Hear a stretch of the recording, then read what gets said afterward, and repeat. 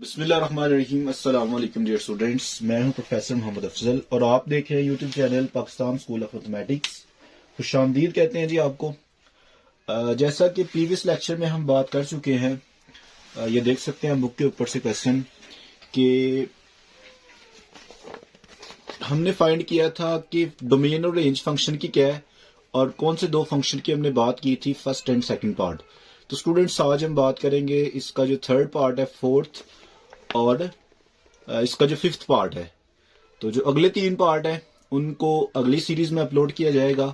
तो थर्ड वाले पार्ट में देख सकते हैं आप लोग कि G of X is equal to square root of X plus one. G of X is equal to exercise 1.1 और क्वेश्चन नंबर हम करने जा रहे हैं 4 और स्टूडेंट उसका है थर्ड वाला पार्ट। इसमें जी ऑफ एक्स की जो वैल्यू है वो आपको दी हुई है square root of X plus one. तो जैसा कि कल भी हमने डोमेन और रेंज को जैसा कि डिस्कस कर रहे थे, तो नंबर जो डोमेन में वैल्यूज पुट करनी है वो स्टूडेंट्स हम लेते हैं रियल नंबर में से। 0, 1 पुट कर सकते हैं, 2, 3 up to so on, -1, -2, -3 up to so on. तो ये पॉजिटिव वैल्यू कहां तक जाती है? प्लस इन्फिनिटी तक, और नेगेटिव वैल्यू माइनस इन्फिनिटी तक। तो अगर हम इसकी डोमेन की बात करें तो इधर आप वैल्यू पुट करें 0, तो 0 + 1 आपके पास इसका जो 0 के ऊपर वैल्यू है वो स्टूडेंट 1 एग्जिस्ट करती है। 1 का स्क्वायर रूट लें तो 1 ही होगा। अगर 1 पुट करें तो 1 + 1 स्क्वायर रूट ऑफ 2 आ जाएगा। इसी तरह -1 पुट करें तो -1 + 1 इसका आंसर क्या आ जाएगा स्टूडेंट्स? 0। अगर -2 पुट करें तो ये देख सकते हैं कि -2 पुट करने से -2 + 1 करेंगे तो ये -1 आ जाएगा, वो कॉम्प्लेक्स नंबर हो जाएंगे।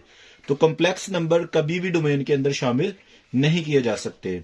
तो इसलिए इसकी जो लोअर बाउंड्री है वो कम से कम नंबर जो है वो -1 पुट कर सकते हैं और बड़े से बड़ा नंबर कहां तक पुट कर सकते हैं? प्लस इन्फिनिटी तक। तो स्टूडेंट्स की डोमेन क्या होगी?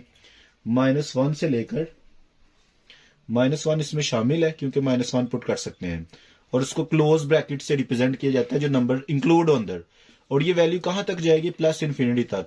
तो स्टूडेंट इसी तरह अगर इसकी रेंज की बात करें तो रेंज आपको पता है स्क्वायर रूट के अंदर अगर नेगेटिव नंबर नहीं आ सकता तो फिर नेगेटिव आंसर भी कोई नहीं आ सकता।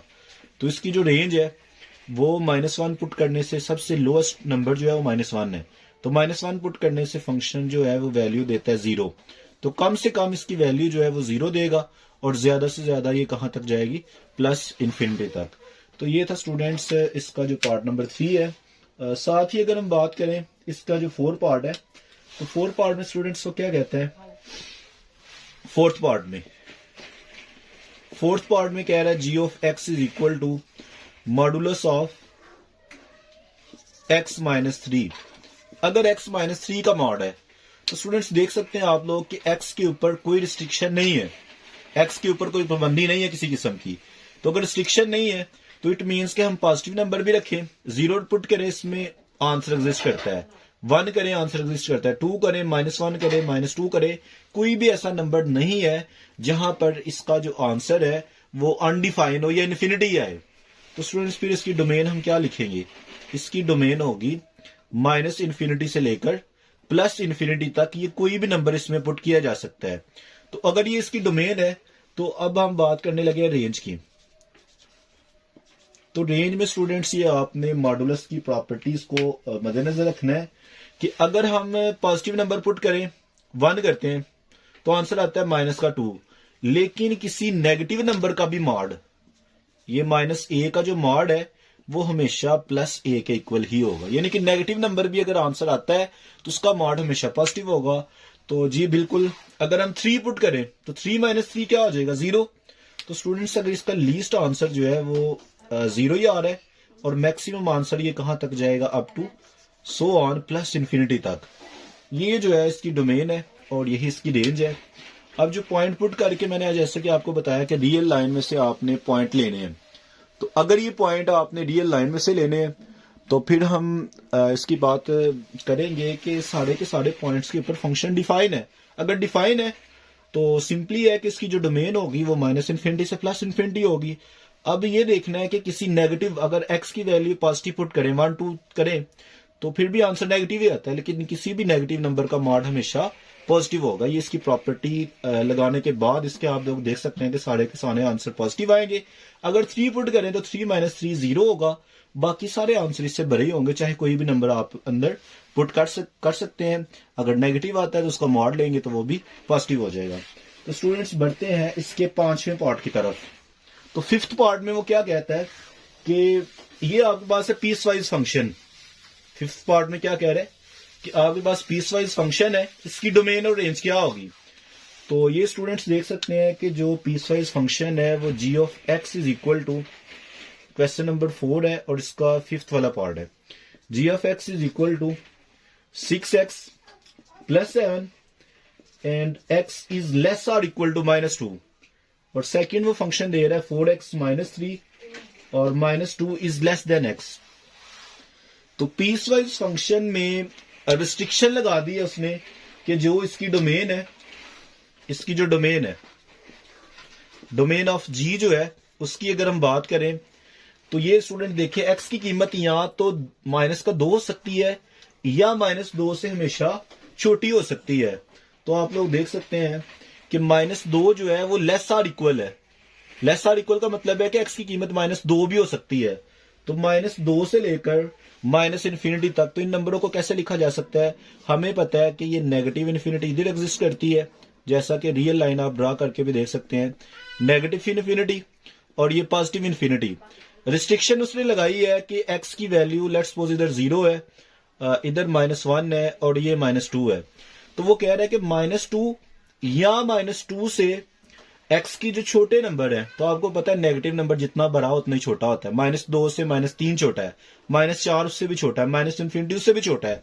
तो -∞ से लेकर ये 2 तक अगर हम बात करें तो ये ऊपर वाला जो फंक्शन है, पहला फंक्शन है, सब ये उसने दरअसल ना इसको 2 पीसेस में डिवाइड किया है g ऑफ x को, पीस वाइज फंक्शन कहते हैं इसको। और अगर दूसरे जो फंक्शन है इसकी डोमेन की बात करें नीचे वाले की, तो स्टूडेंट्स की डोमेन क्या होगी, ये आप देख सकते हैं कि इसकी भी रिस्ट्रिक्शन उसने लगाई हुई है। x की कीमत हमेशा ग्रेटर होगी किससे, -2 से। अब इक्वल नहीं है इसमें, अगर इक्वल नहीं है तो इसका क्या मतलब हुआ कि -2 खुद शामिल नहीं है, x हमेशा -2 से बड़ा होगा। तो -2 से बड़ा स्टूडेंट्स नंबर कौन सा होगा, सोचें जरा थोड़ा सा, -2 से बड़ा नंबर जी।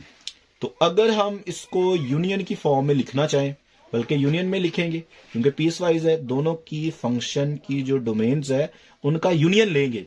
तो union -2 is less than x, यानी कि x हमेशा -2 से बड़ा होगा।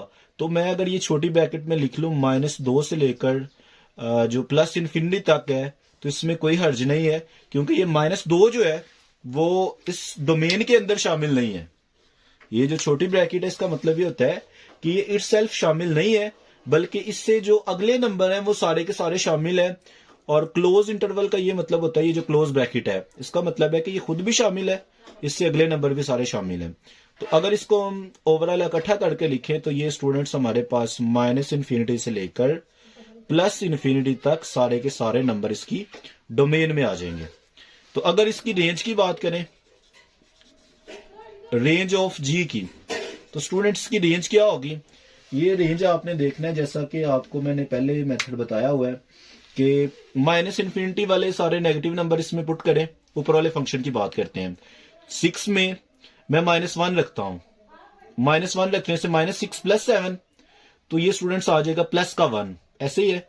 अगर -2 रखता हूं, 6 2s are -12 + 7, तो ये स्टूडेंट्स आ जाएगा -5, यानी कि नेगेटिव नंबर पुट करने से हमारे पास आंसर जो है वो नेगेटिव आते जाएंगे। और अगर हम सबसे छोटा नंबर जो है वो अगर मैं पुट करता हूं, ये खैर इधर -2 साइन जो है वो माइनस का है, तो इधर भी हमारे पास ये जो 2 के साथ साइन है ये भी स्टूडेंट्स कौन सा आएगा, नेगेटिव साइन आएगा ये। तो माइनस का देखिए लीस्ट नंबर है -2, ऊपर वाले फंक्शन में -2 रख के देखते हैं कि 6 × x की जगह पे -2 रखा जाए, 6 2 बार -12 और जमा का 7, तो लीस्ट आंसर इसका कितना आ रहा है, -12 + 7 जी। तो ये इसका लीस्ट आंसर आता है -5। इट मींस कि हमारे पास जो ऊपर वाला फंक्शन है वो -∞ से लेकर हमारे पास जो लीस्ट आंसर देगा वो -5 होगा, और 5 इंक्लूड है क्योंकि -2 इंक्लूड है, यूनियन। अब ये पॉजिटिव नंबर सारे पुट कर सकते हैं, पॉजिटिव नंबर सारे पुट कर सकते हैं, पॉजिटिव इंफिनिटी तक तो आंसर आएगा ही, लेकिन -2 शामिल नहीं है, तो -2 से पिछला नंबर क्या होगा, -1।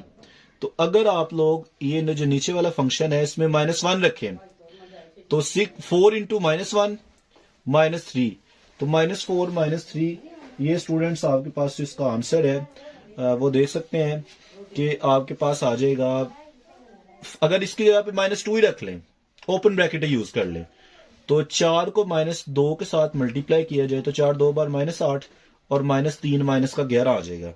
तो ये स्टूडेंट्स इसका इंटरवल बनता है, -11 भी डेफिनेटली शामिल नहीं होगा, -11 से लेकर प्लस इन्फिनिटी तक। अगर इन दोनों का हम यूनियन लें तो स्टूडेंट्स ये यूनियन के अंदर हमारे पास वैल्यू क्या आ जाएगी, -5 से लेकर माइनस इन्फिनिटी से लेकर प्लस इन्फिनिटी तक, ये सारे नंबर इसके अंदर इंक्लूड है। तो ये स्टूडेंट्स की क्या होगी, रेंज होगी। तो आज का लेक्चर में हम ये 3 पार्ट ही सॉल्व करने वाले थे।